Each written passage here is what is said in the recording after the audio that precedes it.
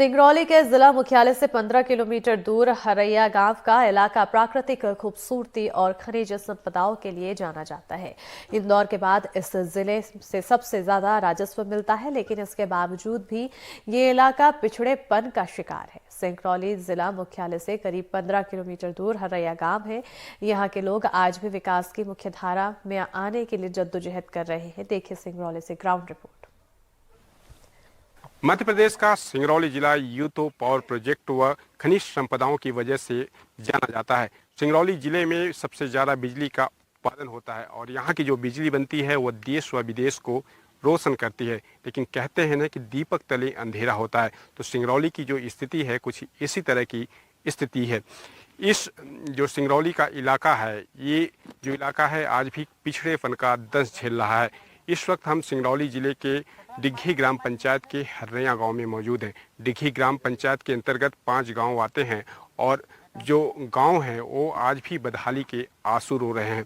एक तरफ विकास की बड़े बड़े सरकार दावे करती है, लेकिन विकास जो होता है वो गांव में किस तरह से विकास होता है, गांव के लोग कितना खुशहाल हैं, इसी को जानने के लिए हम पहुंचे हैं हरैया गांव में। और यहाँ की क्या स्थिति है, किस तरह से लोग बदहाली की ज़िंदगी जी रहे हैं, हम आपको दिखाने की कोशिश कर रहे हैं। इस वक्त हम हरैया गांव में मौजूद हैं और हमारे साथ में गांव के ग्रामीण भी मौजूद हैं। ग्रामीणों से हम बात करते हैं और जान लेते हैं कि गाँव की हकीकत क्या है, गाँव में विकास की रफ्तार कितनी पहुँची है, गाँव जो बदहाली की आंसू रो रहा है वो कितना बदहाल है। इन्हीं लोगों की जुबानी हम सुनते हैं।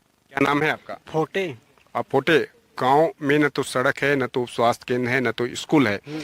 आज भी ये गांव बदहाल है। हो गया 3 पुरखा हो गया सर। हम लोग, हमारे पिताजी यही गुजर गए, हमारे बाबा जी यही गुजर गए। हम लोग की मतलब 60-70 की जिंदगी हो गई, लेकिन इसी हाल में गुजर रहे हैं। संसद की यहाँ दी है और क्या कहना हो, कलेक्टर के यहाँ दे हैं प्रस्ताव और विधायक के यहाँ दे। विधायक ने बोला कि मतलब क्या कहना हम पुल को बनवा देंगे। 40,000 रुपये मतलब क्या कहना दे रहे हैं। जब हम उनकी पैर पकड़ लिए कि हमारे देखा जा, मौका कर जा, हम लोग का हाल क्या है। हमारी बहन बेटी मतलब चड्डी सकेल और सलवार समीज सकेट वो नंगे डांक रही हैं, तो उनको हम लोग कहीं चलिए देख लीजिए विधायक जी, हम लोग के मतलब क्या कहना क्या हालत हो रही है, क्या मतलब नतीजा हो रही है। और जब हमारी मतलब बीमारी हम लोग की अंदर धंस जाती है, अगर बहन बेटी मतलब क्या कहना डिवेड केस में फंस जाती हैं लड़कोरी में, तो हम लोग कैसे पार करें। लकड़ी का मतलब क्या कहने चहली बनाकर किसी तरह से जिंदगी गुजार रहे हैं।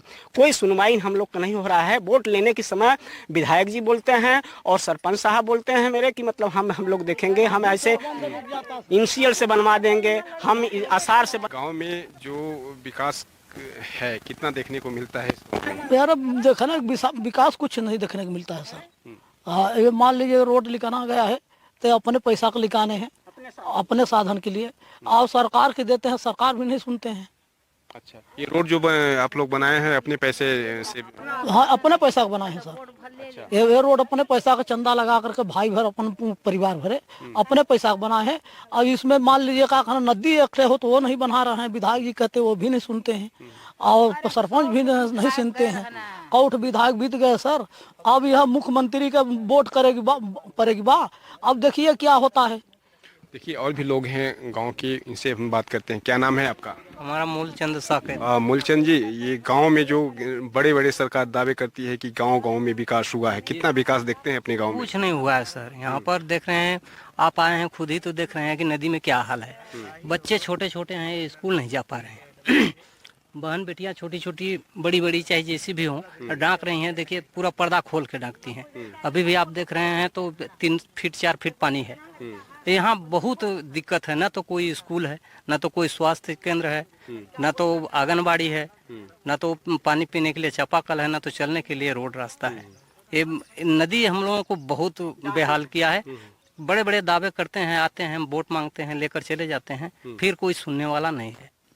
देखिए जो गांव के ग्रामीण हैं वो बता रहे हैं कि बड़े बड़े नेता यहाँ पे दावे करते हैं, लेकिन दावों आश्वासन देके चले जाते हैं। वोट मांगने तो जरूर आते हैं, लेकिन आश्वासन देके चले जाते हैं और अंत में होता कुछ नहीं है। और जो गांव की स्थिति है आज भी बदहाल अवस्था में है, यानी गांव जो है इसे हम बीमारू अवस्था में कह सकते हैं, क्योंकि इस गांव में न तो अस्पताल है, न यहाँ पर स्कूल है बच्चों को पढ़ने के लिए, और न ही यहाँ पर कोई विकास कार्य हुए हैं। हालांकि ऐसा नहीं है कि कागजों में इसका विकास नहीं हुआ है, कागजों में विकास हुए हैं, लेकिन धरातल पर यहाँ पर विकास जो है वो नहीं हुआ है। तस्वीरें देखकर आप अंदाज़ा लगा सकते हैं कि यहाँ पर इस गांव की क्या स्थिति है, गांव कितना बदहाल अवस्था में है। सिंगरौली से एनडीटीवी के लिए देवेंद्र पांडे।